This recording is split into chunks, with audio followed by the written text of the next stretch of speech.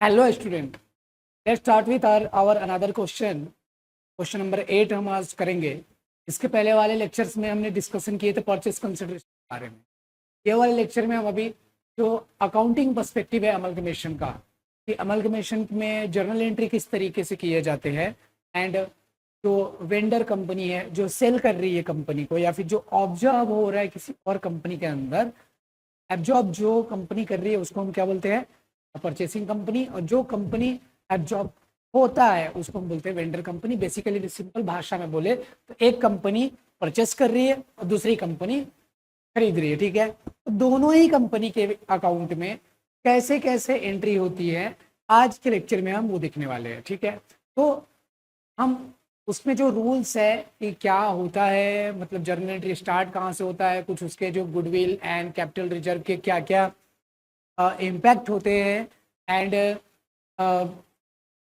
दोनों दो जो मेथड है कि पूलिंग ऑफ इंटरेस्ट मेथड में कैसे होता है, एंड नॉर्मल जो परचेस मेथड है उसमें कैसे इम्पैक्ट होता है, हम इसके बारे में जैसे जैसे क्वेश्चन आगे बढ़ते जाएगा एक एक पॉइंट डील करते जाएंगे, ठीक है। तो हम क्वेश्चन पढ़ते हैं एंड उसके साथ साथ ये अकाउंटिंग एस्पेक्ट भी समझते हैं एक ये वाले क्वेश्चन के साथ, ठीक है। ये क्वेश्चन हम दो पार्ट में लेंगे। एक तो हम वेंडर के बुक्स में अकाउंटिंग देखेंगे और दूसरा हम जो वेंडी है, मतलब जो सेलर कंपनी है, सॉरी जो परचेसिंग कंपनी है उनके बुक्स में अकाउंटिंग देखें। वेंडर कंपनी और सेलर कंपनी एक ही है, जो परचेसिंग कंपनी है उसके बुक्स में भी अकाउंटिंग देखेंगे। तो ये क्वेश्चन हम पढ़ते हैं, क्वेश्चन नंबर 8, ठीक है।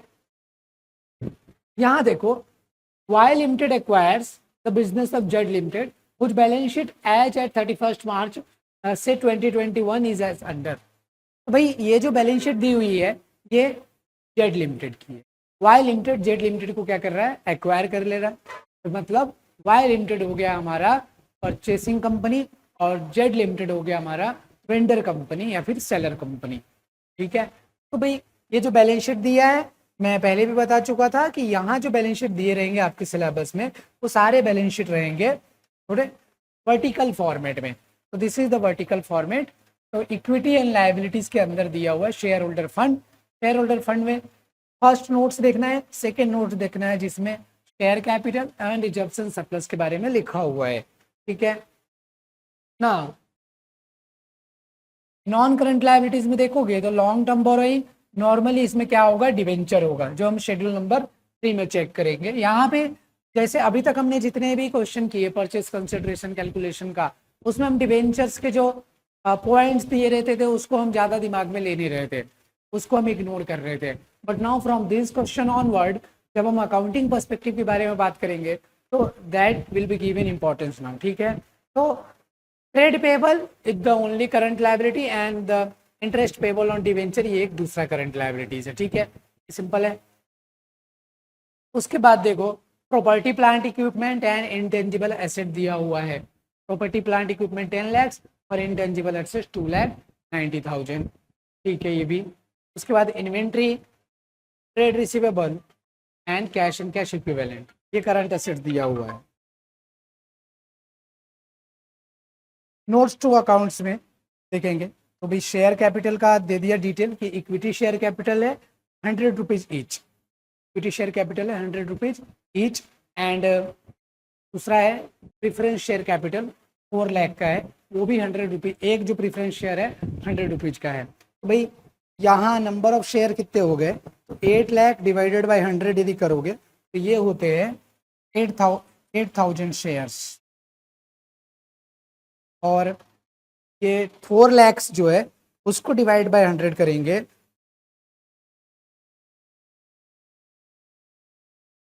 इस 4,000 शेयर्स। तो ये नंबर हो गए, ये उसके अमाउंट हो गए, ठीक है। और ये 6% है। 6% मतलब क्या होता है कि डिविडेंड जो हम उसको देंगे वो 6% है। नाउ इसी क्वेश्चन का जो कंटिन्यू है कि भाई रिजर्व एंड सरप्लस में 1 लाख रुपए ये कैपिटल रिजर्व है, ये 50,000 प्रॉफिट लॉस अकाउंट का बैलेंस है, एंड ये वर्कमैन कंपनसेशन रिजर्व, वर्कमैन को कंपनसेशन देना हो सकता है इसके लिए उन्होंने रिजर्व बना के रखा हुआ था कितना? 8,000 का। यहाँ पे ये इंपॉर्टेंट पॉइंट है कि लायबिलिटी जो एक्सपेक्टेड है वो 5,000 रुपये की है, मतलब 5,000 रुपये हमें लाइबिलिटी चुकाना पड़ सकता है, ऐसा लिख के दिया है। ठीक है, सुनाओ। Long term borrowing 6% debenture 2 lakhs। Property plant equipment, ये लैंड बिल्डिंग में प्लांट मशीनरी हो गया, और ये इंटेंजिबल एसेट्स में गुडविल और पेटेंट्स हो गया। ठीक है, अब यहाँ पे बोल रहा है Y limited was to take over all assets except cash. तो वाई लिमिटेड सारे एसेट लेगा, कैश छोड़ के, कैश नहीं लेगा वाई लिमिटेड, और सारे लाइबिलिटी लेगा except for interest due on debentures. तो डिवेंचर का जो इंटरेस्ट ड्यू है वो नहीं लेगा वो। ठीक है, बाकी उसके अलावा जितनी भी लाइबिलिटी है वो वाई लिमिटेड ले लेगा। ठीक है, उसके बाद देखो कि भाई हम क्या क्या पे करने वाले हैं।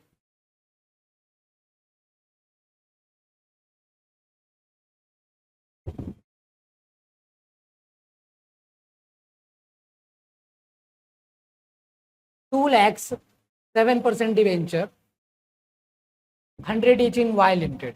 अब रुपीज 2 लाख है और 100 रुपीज का है एक डिवेंचर, तो 2 लाख डिवाइडेड बाय 100 करोगे तो हम 2,000 डिवेंचर दे रहे हैं।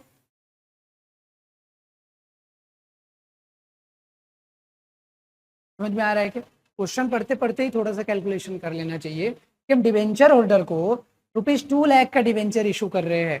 ठीक है, ये 2 लाख, लेकिन हम इंटरेस्ट रेट उसका बढ़ा दिए, 7% कर दिए, और वो 100 ईच का है। तो हमने, यदि एक डिवेंचर 100 रुपये का है और 2 लाख का डिवेंचर का फेस वैल्यू है, मतलब टोटल में, तो उसका नंबर ऑफ शेयर कितना हो जाएगा, 2,000 डिवेंचर हो जाएगा, number of debenture for the existing debenture of Z limited for the purpose each debenture of Y limited is to be treated as worth ₹105। मतलब ऐसा हो गया कि हम 105 रुपये का डिवेंचर दे रहे हैं। तो जब 105 रुपये के डिवेंचर आप दे रहे हो, मतलब 5 रुपये आप ज़्यादा ले रहे हो, है ना।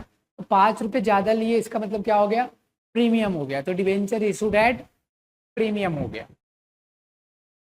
For each preference share in Z limited ₹10 in cash, 10 रुपये कैश देंगे हर एक प्रेफरेंस शेयर के लिए, एंड 19% शेयर ऑफ ₹100 ईच। तो जो प्रेफरेंस शेयर है, प्रेफरेंस शेयर कितने हैं देख लो।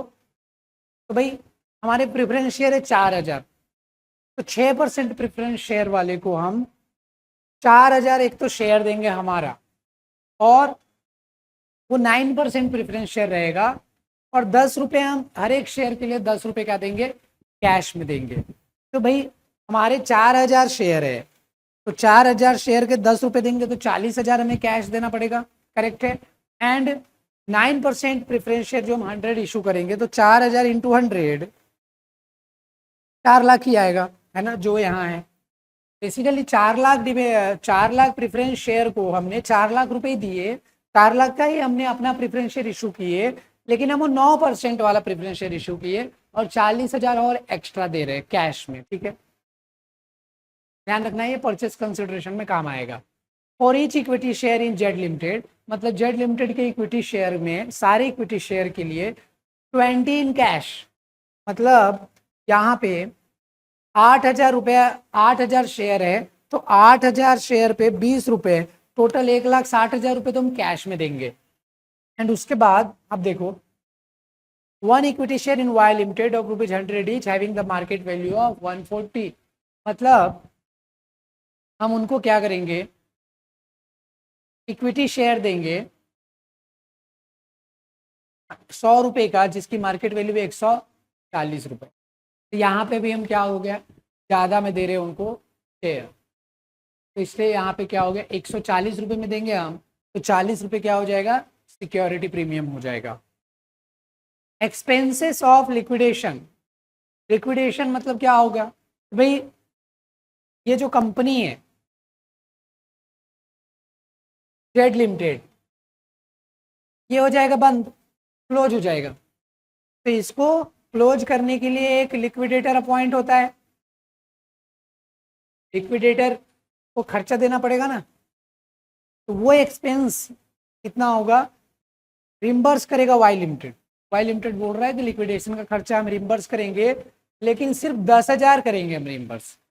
10,000 से ज़्यादा होगा तो जेड लिमिटेड को खुद बियर करना पड़ेगा, वाई लिमिटेड उसको उसका पैसा नहीं देगा। और एक्चुअल जो एक्सपेंस हुआ है वो बोल रहा है कि 12,500 रुपये हुआ है। भाई 12,500 रुपये टोटल एक्सपेंस हुआ लिक्विडेशन का, 10,000 तो वाई दे देगा, तो 2,500 जेड को खुद बियर करना पड़ेगा, मतलब वो जेड पेमेंट करेगा उतने अमाउंट का। ठीक है। Y limited valued land and building at rupees 5,50,000, plant machinery at 6,50,000, patents at 20,000 of Z Limited for the purpose of amalgamation। तो भाई वाई लिमिटेड ने जब अपने बुक्स में अकाउंटिंग कर रहा है तो इन सब चीज़ों को क्या किया है, रिवैल्यू किया है। ठीक है। तो वैसे यहाँ पे नेट एसेट मेथड हमें यूज ही नहीं करना है, क्योंकि यहाँ पे इंडिविजुअल पेमेंट मेथड दे के रखे हुए हैं ना, है ना। तो वो पेमेंट मेथड यूज करके हम परचेस कंसिडरेशन निकालेंगे एंड बाकी फिर अकाउंटिंग पार्ट हम चेक करते हैं। सबसे पहले तो जो हमें इस क्वेश्चन में करना पड़ेगा वो रहेगा purchase consideration.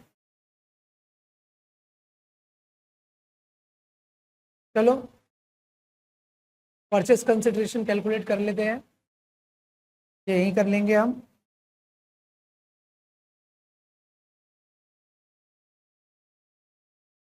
Calculation of purchase consideration.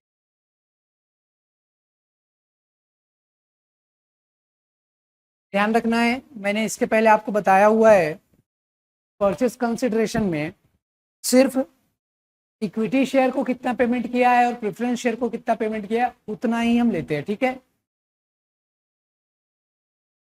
तो यहाँ पे देखो, डिवेंचर का तो आपको अभी कंसीडर नहीं करना है, प्रेफरेंस शेयर होल्डर को क्या दिया है,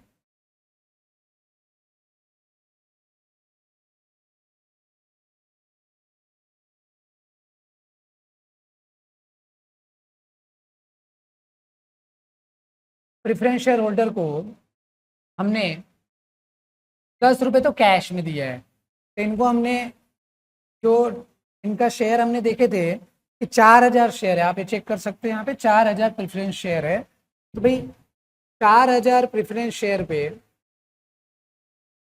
हम 10 रुपये कैश दे रहे हैं, तो ये होता है 40,000। और ये मोड या फिर फॉर्म बोलेंगे कि हम क्या दे रहे हैं, कैश दे रहे हैं।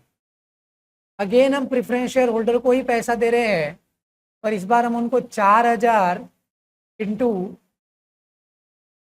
100 रुपये का प्रेफरेंस शेयर दे रहे हैं, ये हो जाएगा 4 लाख। इनको हम क्या दे रहे हैं, हम अपना 9% प्रेफरेंस शेयर दे रहे हैं, 9% प्रेफरेंस शेयर हम उनको इशू कर रहे हैं। ठीक है। उसके बाद हम इक्विटी शेयर होल्डर को क्या दे रहे हैं वो देखो,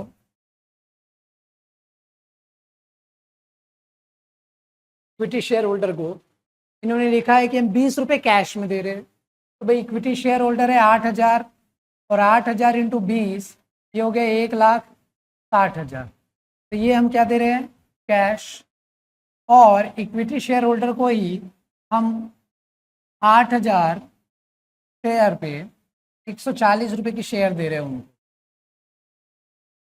8,000 इंटू 140 करेंगे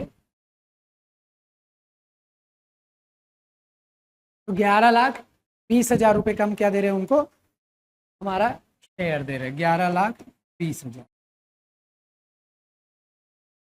इक्विटी शेयर दे रहे हैं हम उनको। तो इन सबका टोटल कर लोगे वही आएगा परचेस कंसिडरेशन। तो 40,000 plus 4 lakh plus 1,60,000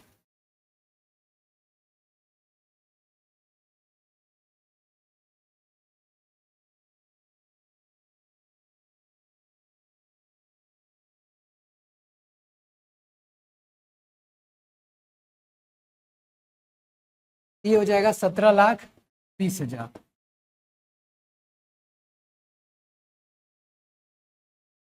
purchase consideration मतलब कुल मिला के वाई लिमिटेड ने जेड लिमिटेड को 17,20,000 रुपये दिया है, कुछ कैश में दिया, कुछ इक्विटी शेयर इशू करके दिया और कुछ क्या किया, प्रेफरेंस शेयर देके दिया। ठीक है, चलो आगे देखते हैं। अब हमें सबसे पहले तो हम क्या करते हैं कि वाई लिमिटेड की जगह जेड लिमिटेड के हिसाब से सोचते हैं। जेड लिमिटेड के बुक्स में कैसा अकाउंटिंग होता है वो चेक करेंगे। जेड लिमिटेड कौन है? जेड लिमिटेड यहाँ पे वेंडर है, उसने अपना बिजनेस सेल किया है इसको, वाई लिमिटेड को। तो हम अकाउंटिंग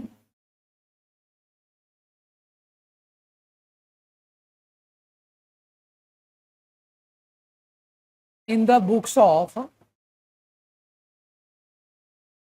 जेड लिमिटेड, ये इस पे ध्यान देंगे। देखो आपने 12th में एक चैप्टर पढ़ा था dissolution of partnership firm.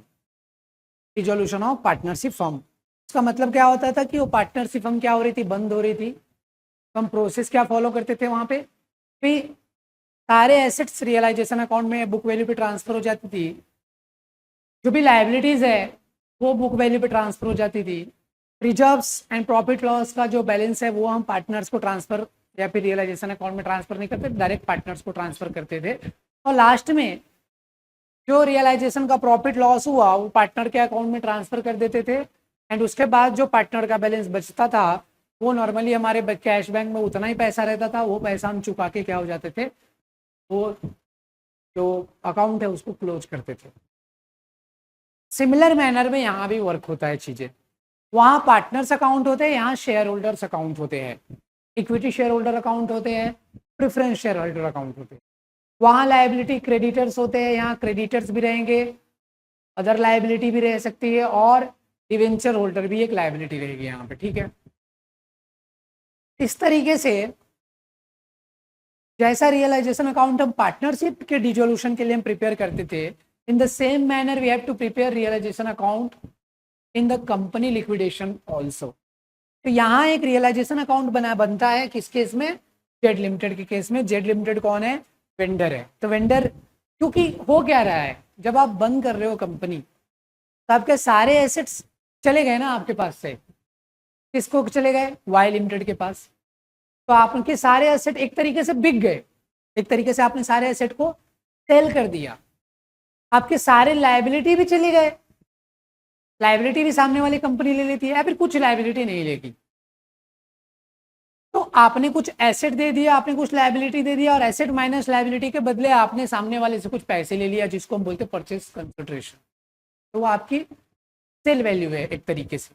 Net जो वैल्यू आपने कंपनी को ट्रांसफर किया उसके बदले आपको पैसा मिल गया। जेड लिमिटेड को पैसा मिला 17,20,000 रुपये। वो 17,20,000 रुपये में से कुछ पैसे प्रेफरेंस शेयर होल्डर को जाने हैं और कुछ पैसे इक्विटी शेयर होल्डर को जाने हैं।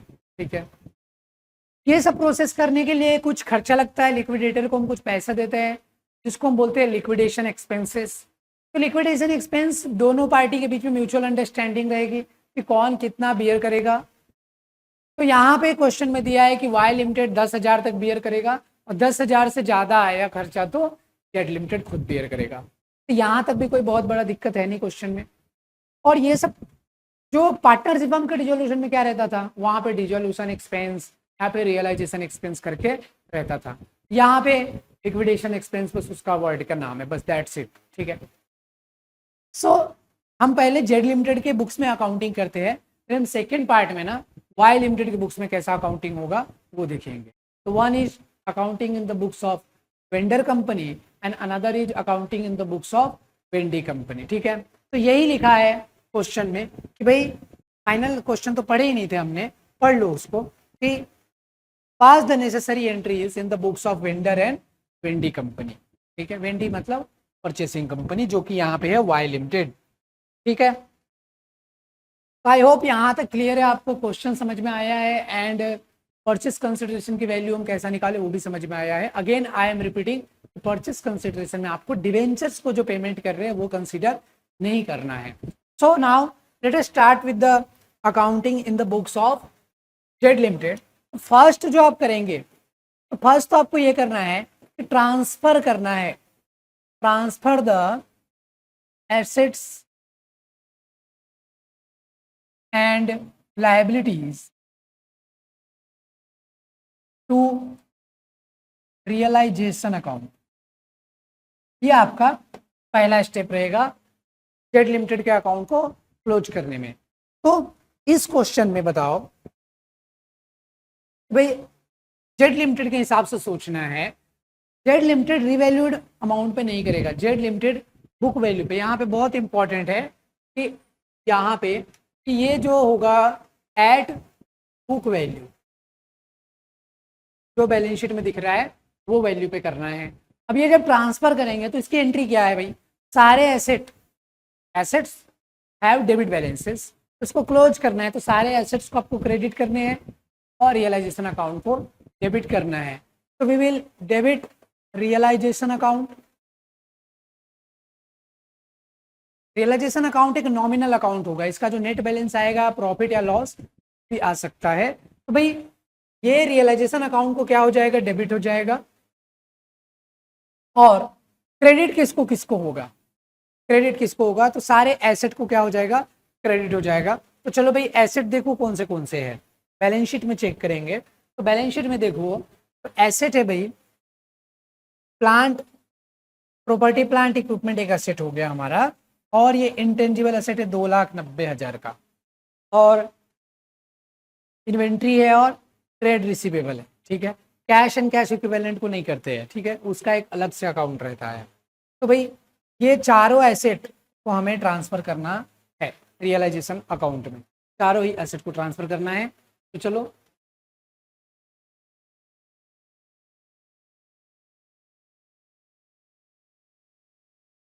इसका नोट्स में देख लो, आपको वैल्यू दिख जाएगा कितना है।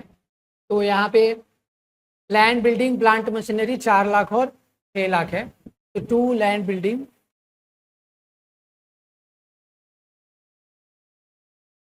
तो प्लांट एंड मशीनरी हो जाएगा। ठीक है, उसके बाद जो दूसरे एसेट है उनको भी क्रेडिट करना है हमें। इंटेंजिबल में गुडविल है एंड पेटेंट्स है, तो दोनों को क्रेडिट कर देंगे, 2,40,000 और पेटेंट्स को भी क्रेडिट कर देंगे। 2 goodwill 2 patents,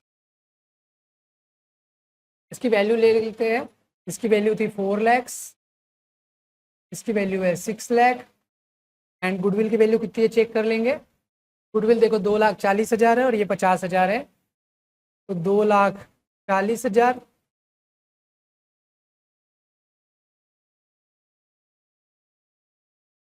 this is 50,000 patent.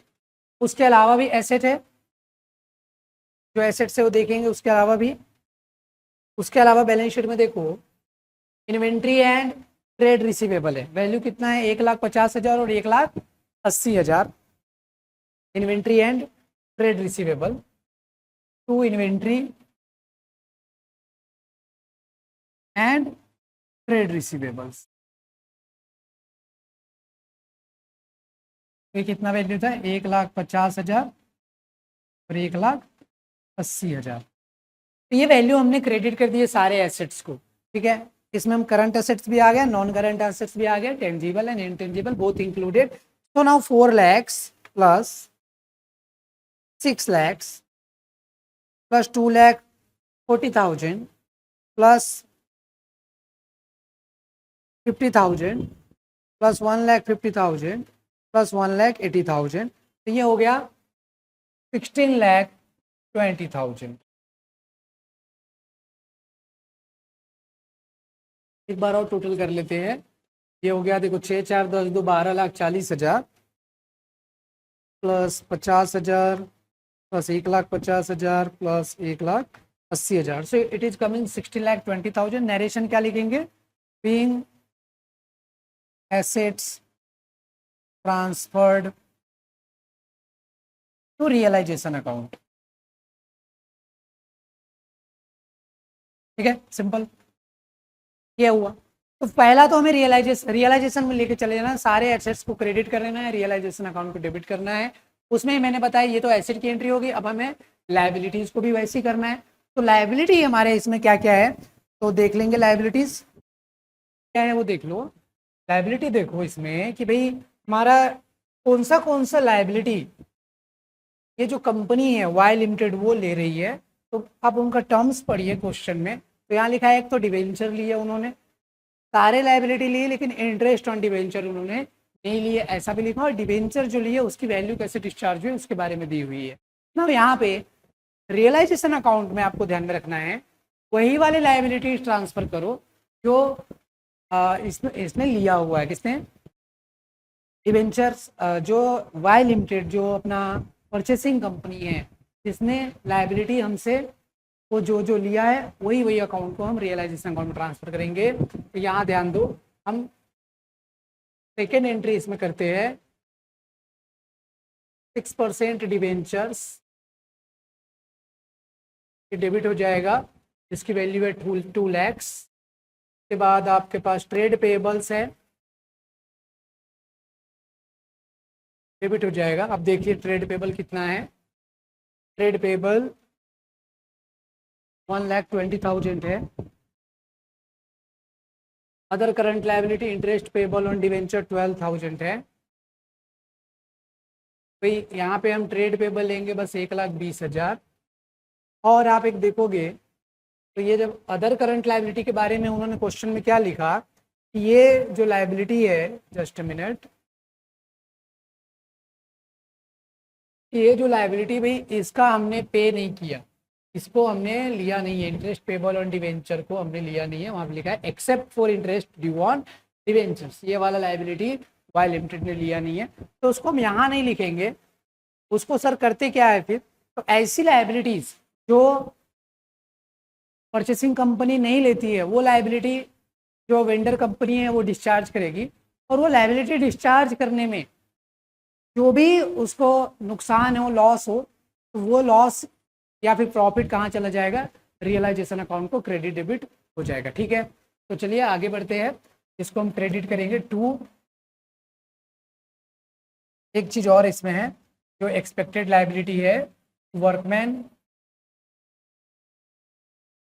Compensation,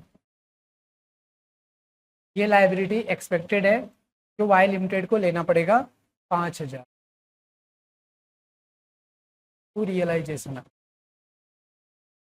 5,000 कहाँ से आया, आप ये क्वेश्चन में देखोगे यहाँ लिखा है एक्सपेक्टेड लायबिलिटी 5,000, तो आपको लिखना होगा क्योंकि वो लायबिलिटी भी उन्हें लेना होगा। ये रहेगा टोटल हो जाएगा 2, 3, 20, 5, 3,25,000 रुपये बीइंग लायबिलिटीज ट्रांसफर।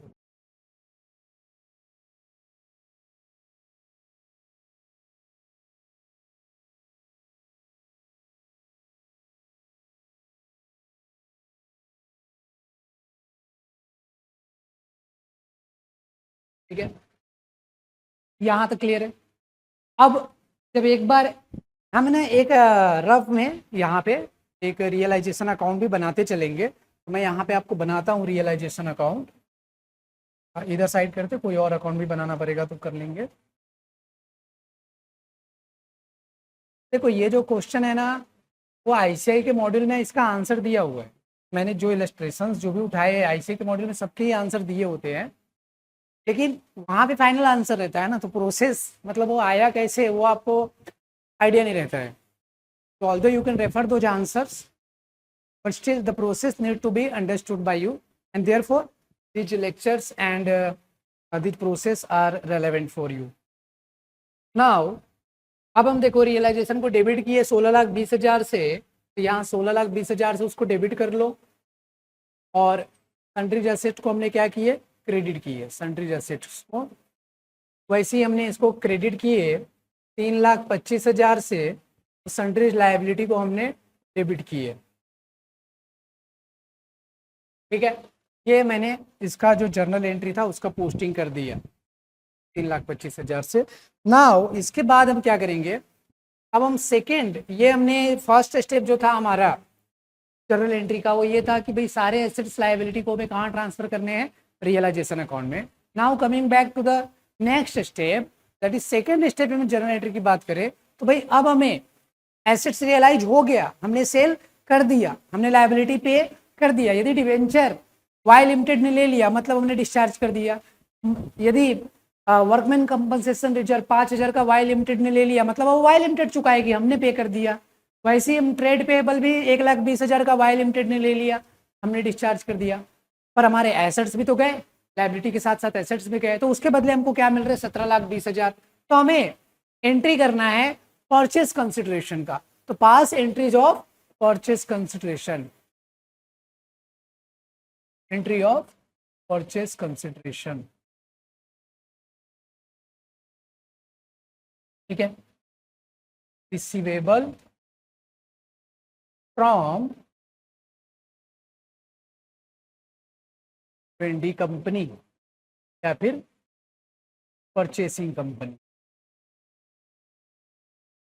तो भाई इसका जो जनरल एंट्री यहाँ पे करेंगे तो वो ये होगा कि भैया मेरा हमारे पास हमें पैसा किससे लेना है? हमें वाई लिमिटेड से पैसा लेना है, तो हम वाई लिमिटेड को डेबिट करेंगे, वाई लिमिटेड को डेबिट करेंगे। क्रेडिट करेंगे हम रियलाइजेशन अकाउंट को, क्योंकि एसेट सारे रियलाइजेशन अकाउंट में ट्रांसफर हो गए, लायबिलिटी सारे रियलाइजेशन अकाउंट में हो रहे, तो उसके बदले जो पैसा आएगा वो भी तो रियलाइजेशन अकाउंट को ही जाना चाहिए। दैट्स वाई रियलाइजेशन अकाउंट को क्रेडिट करेंगे हम। हमने कितना परचेस कंसिडरेशन निकाला था? 17,20,000 बीइंग परचेस कंसिडरेशन।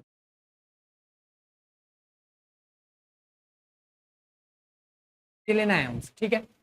अब थर्ड स्टेप, भाई परचेस कंसिडरेशन तो आपने ड्यू कर दिया, तो ये पैसा ले भी लो, है कि नहीं?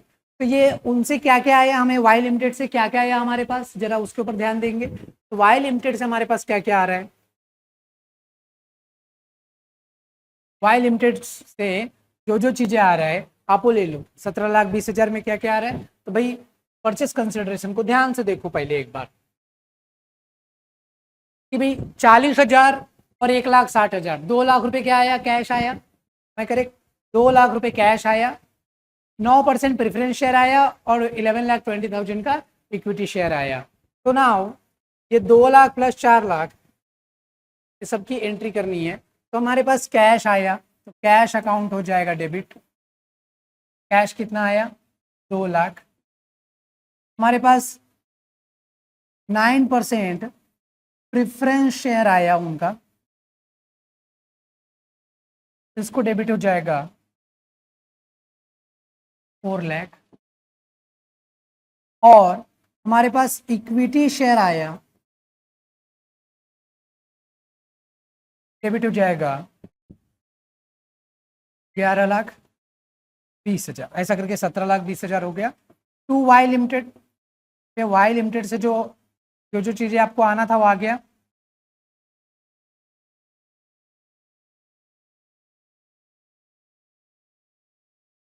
being purchase consideration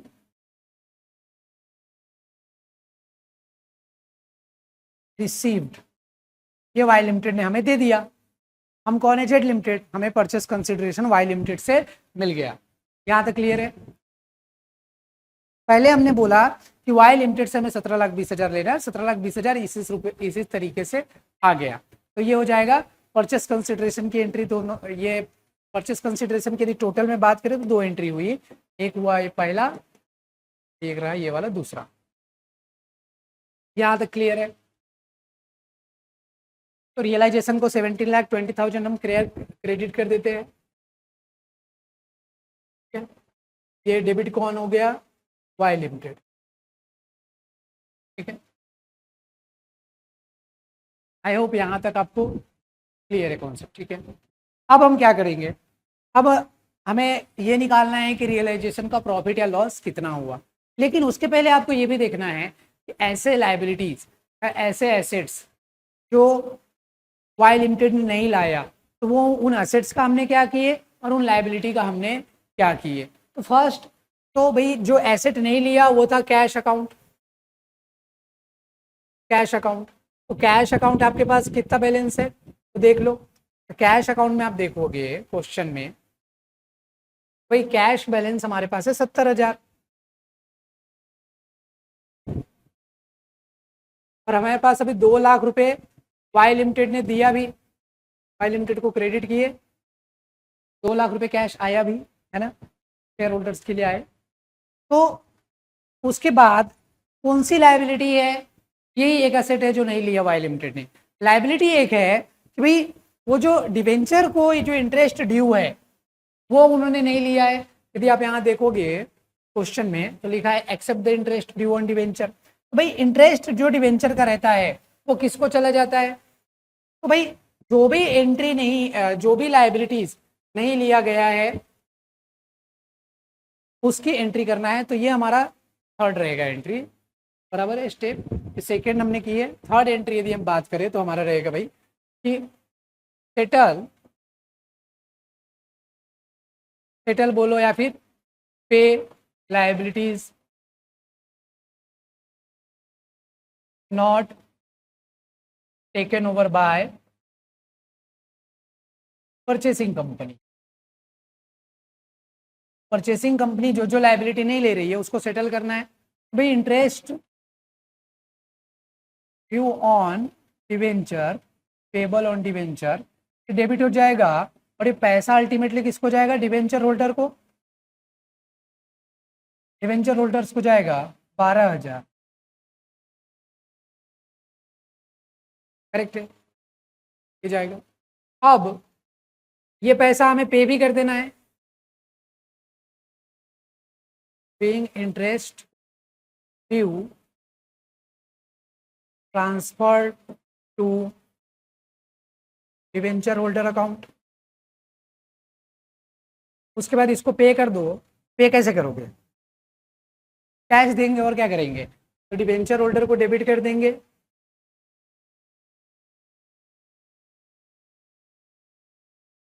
तो वो कैश कितना 12,000 रुपये गया। सिर्फ यही लाइबिलिटी है जो उन्होंने लिया नहीं था वाई लिमिटेड ने, और इसको हमने क्या किया, डिस्चार्ज कर दिए। ठीक है, being interest paid, interest paid, being interest paid, ये जो लाइबिलिटी एक इसकी रहेगी जो सेटल हमें करना है। उसके अलावा हम क्वेश्चन में ये देखेंगे कि भाई और क्या चीज है जिसका सेटलमेंट होना बाकी है। तो ये क्वेश्चन में लिक्विडेशन एक्सपेंसेस ऐसा चीज है जिसका अभी भी अकाउंटिंग होना बाकी है। अब ध्यान दो, लिक्विडेशन एक्सपेंस, तो लिक्विडेशन एक्सपेंस में 10,000 रुपये कौन देगा, रिम्बर्स करेगा। रिम्बर्स समझ रहा है ना, रिम्बर्स मतलब खर्चा जेड लिमिटेड करेगा और वाई लिमिटेड उसके बदले पैसा दे देगा। तो टोटल जो खर्चा है 12,500, टोटल खर्चा है 12,500। तो उसकी एंट्री यदि हम करते हैं तो क्या आएगा भाई, हम वाई लिमिटेड से हमें कितना पैसा लेना है, 10,000। वाई लिमिटेड को डेबिट करना होगा हमें 10,000, और हमारा जो 2,500 खर्चा है वो अल्टीमेटली रियलाइजेशन अकाउंट में चला जाएगा 2,500, क्योंकि वो भी एक एक्सपेंस हो गया। एक्सपेंस रियलाइजेशन अकाउंट पे डेबिट करना पड़ेगा। सारे जो एक्सपेंस और इनकम है रियलाइजेशन अकाउंट में जाएगा जब एक बार लिक्विडेशन हो रहा है तो। और ये हमारे पास से क्या गया, कैश, हमने इतना दे दिया होगा liquidation expense 12,500, being liquidation expense paid. अब ये जो वाई लिमिटेड को डेबिट किया, वाई लिमिटेड हमें पैसा दे देगा, तो हमारे पास कैश डेबिट हो जाएगा, और to Y limited, Y limited हमें वो 10,000 रुपये रिम्बर्स कर देगा। यही होगा, यही मानना पड़ेगा। तो ये being liquidation expense reimbursed by Y limited, Y limited ने लिक्विडेशन एक्सपेंस क्या किया, हमें रिम्बर्स कर दिया। Is it clear. तो ये रियलाइजेशन अकाउंट को डेबिट कर देते 2,500, यहाँ पे लिक्विडेशन एक्सपेंस।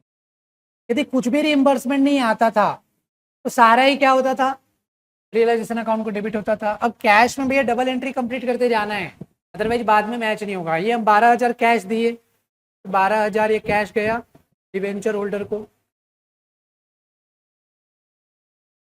और ये हमने अभी 2,500 रुपये रियलाइजेशन अकाउंट को, मतलब ये लिक्विडेशन एक्सपेंस को किए। लिक्विडेशन एक्सपेंस का, ये 2,500 इसको क्रेडिट हो गया।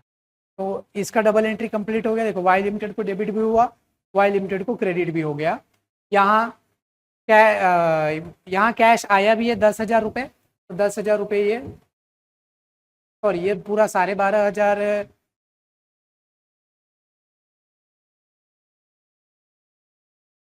12,500 था, और इसमें से 10,000 रुपये वाई लिमिटेड से आ गया। तो ऐसा नेट में क्या हुआ, 2,500 रुपये ही खर्च में बुक हुआ।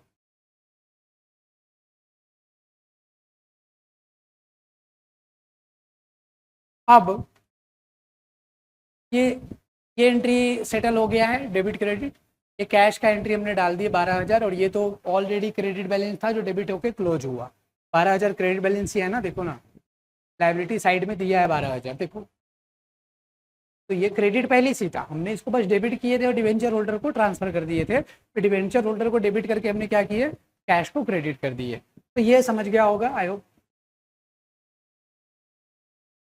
अब आते हैं ओनर्स के ऊपर। अब हमने रियलाइजेशन अकाउंट में जो जो चीज़ें डेबिट क्रेडिट होना चाहे वो हमने कर लिए है। अब एक बार प्रेफरेंस शेयर का पहले सेटल करते हैं, क्योंकि वो साथ ज़्यादा जरूरी है। आओ, प्रेफरेंस शेयर का यदि हम एंट्री लेंगे,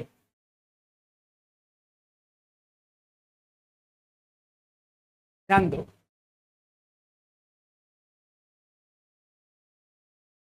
प्रेफरेंस शेयर को, जो शेयर है उसको डेबिट कर दो। तो अपना प्रेफरेंस शेयर कितने का है, देखो 4 लाख है ना। तो हम एंट्री करेंगे 6% preference share debit 4 lakh to preference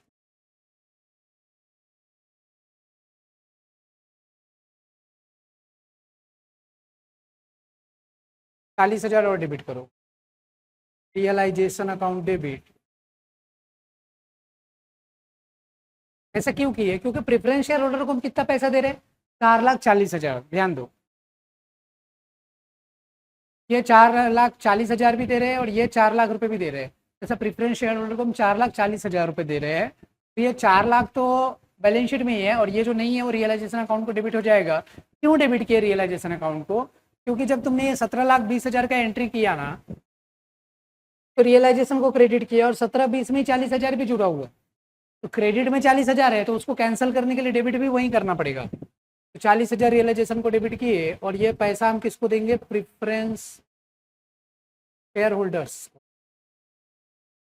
कितना, 4,40,000, और ये पैसा आप पे कर देंगे, बीइंग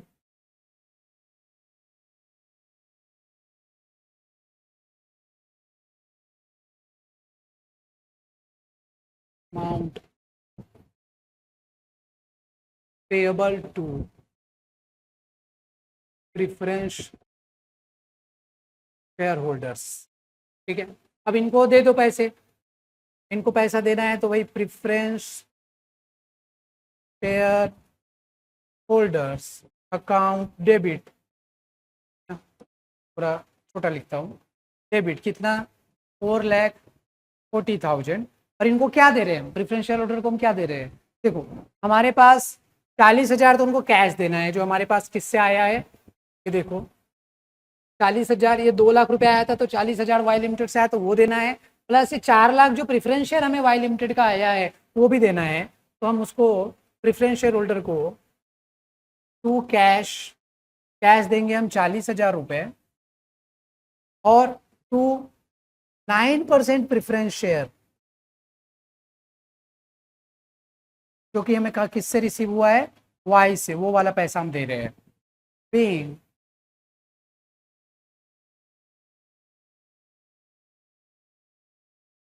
प्रेफरेंस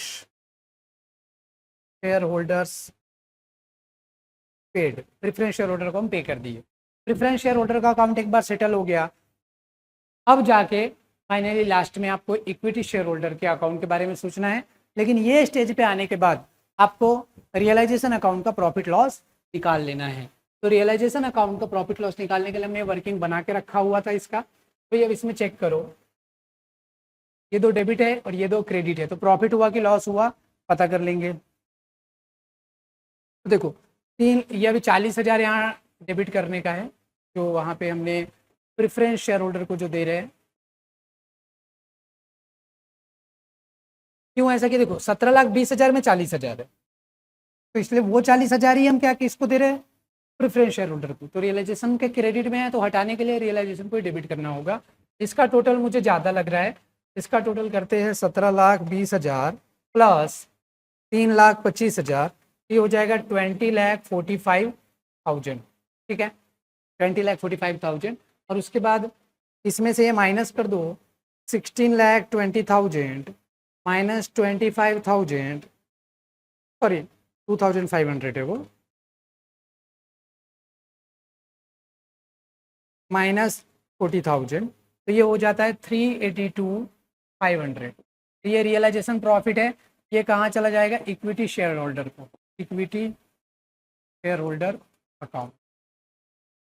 रियलाइजेशन प्रॉफिट है जो ट्रांसफर हो रहा है। ठीक है, ये अकाउंट हो गया क्लोज। अब एक बार ना यहाँ हम इक्विटी, अच्छा 40,000 हमने प्रेफरेंस शेयर को दिए थे, वो लिख दो यहाँ पे, प्रेफरेंस शेयर होल्डर दिए थे कि नहीं दिए थे, यहाँ देखो 40,000 अपने प्रेफरेंस शेयर होल्डर को कैश दिए, क्रेडिट भी तो करना होगा। तो इक्विटी शेयर होल्डर्स अकाउंट बनाएंगे हम, उसमें आप ये देखना है जितने भी हमारे पास प्रॉफिट लॉस है सबको क्लोज करो, डेबिट करो, और इक्विटी शेयर होल्डर को क्रेडिट करो, क्योंकि सारे प्रॉफिट लॉस किसको बिलोंग करता है, इक्विटी शेयर होल्डर को बिलोंग करता है। तो यहाँ पे capital reserve, profit loss, workman compensation का 3,000 रुपये, 5,000 तो लाइबिलिटी था, और ये जो शेयर होल्डर फंड में जो इक्विटी शेयर होल्डर का हिस्सा है वो, तो इक्विटी शेयर होल्डर का हिस्सा कितना है, आ गया पीछे ये 8 लाख। ठीक है, तो यहाँ कर दो क्या एंट्री, यही कर देता हूँ, ध्यान दो जगह भी है। तो एक जर्नल एंट्री ये 7th जर्नल एंट्री हम पास करेंगे, 7th वाला मैं यही कर रहा हूँ पहले पेज पे, यहाँ पे 7th जर्नल एंट्री में देखो आप, इक्विटी शेयर होल्डर्स, एक minute,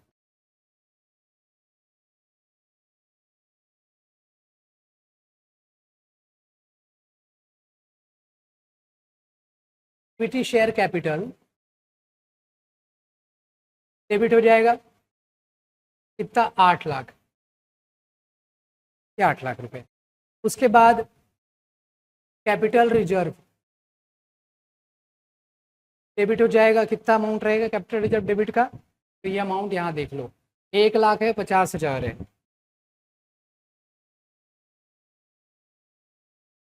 profit and loss account debit हो जाएगा 50,000, और वर्कमैन कंपनसेशन रिजर्व डेबिट हो जाएगा 3,000। ये सारा पैसा किसके अकाउंट को देना है, हमें इक्विटी शेयर होल्डर्स अकाउंट। ये टोटल कितना हो जाएगा, 9 लाख ऊपर 9, साढ़े 9 लाख, 9,53,000, 9,53,000, 9,53,000 हमें देना है, being transfer to equity share holders account. Final amount है, अब ये चला जाएगा उनको।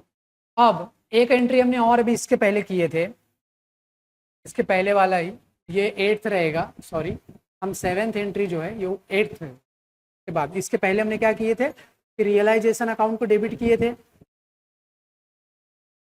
और 2 इक्विटी शेयर होल्डर को क्रेडिट। अरे ये जो प्रॉफिट आया था ना, प्रॉफिट को 382,500 डेबिट ही हुआ ना रियलाइजेशन अकाउंट को, और इक्विटी शेयर होल्डर अकाउंट को क्या हो गया, क्रेडिट हो गया 382,500।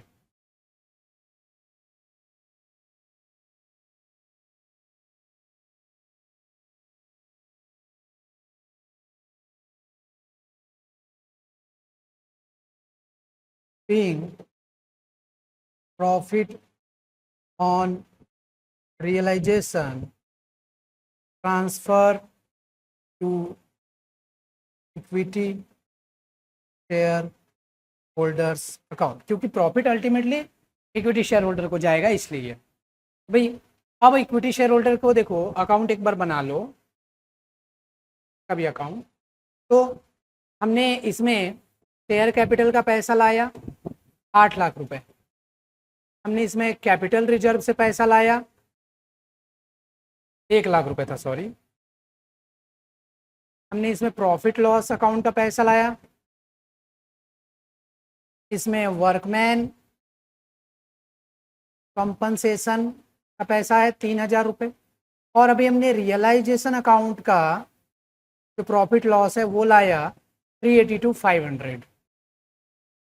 कितना पैसा आ रहा है टोटल में देना, तो 9,53,000 तो पहले से था, प्लस हो जाएगा 382,500, दिस इज 13,35,500, 13,35,500 इतना पैसा है जो हमें इनको देना है।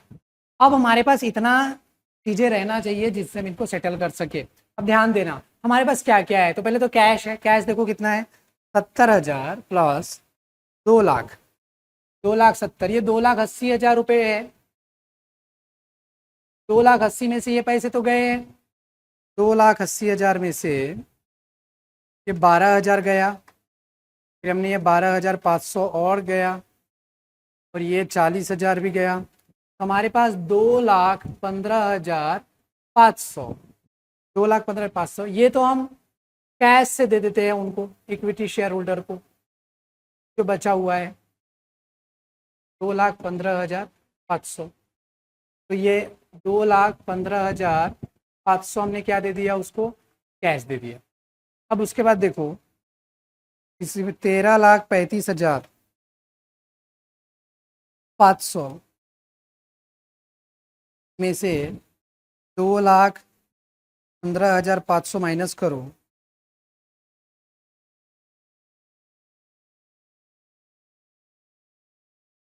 ये आएगा 11,20,000। कुछ फिगर याद आ रहा है, 11,20,000 का हमारे पास शेयर है, वही तो उनको देना है, तो दे दो 11,20,000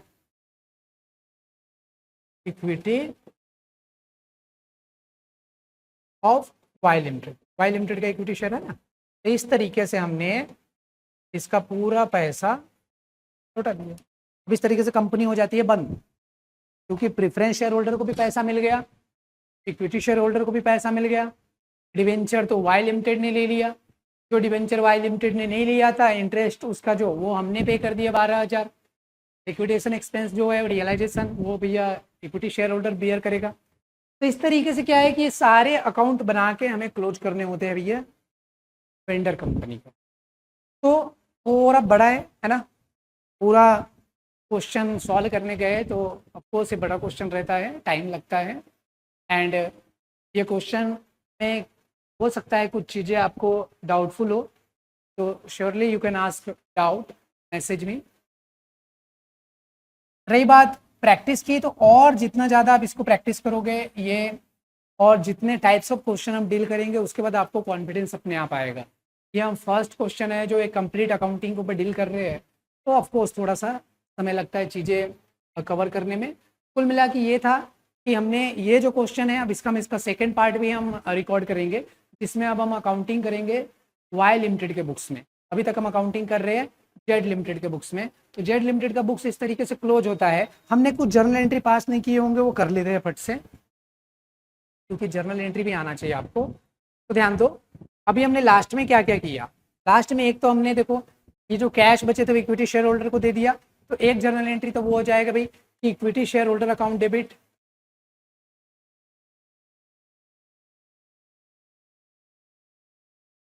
डेबिट 2 लाख सॉरी पूरा अमाउंट 13,35,500, और इसको हमने क्या क्या दिया, एक तो हमने इसको कैश दे दिया 2,15,500, और बचा हुआ हमने इनको equity share of Y limited दे दिया,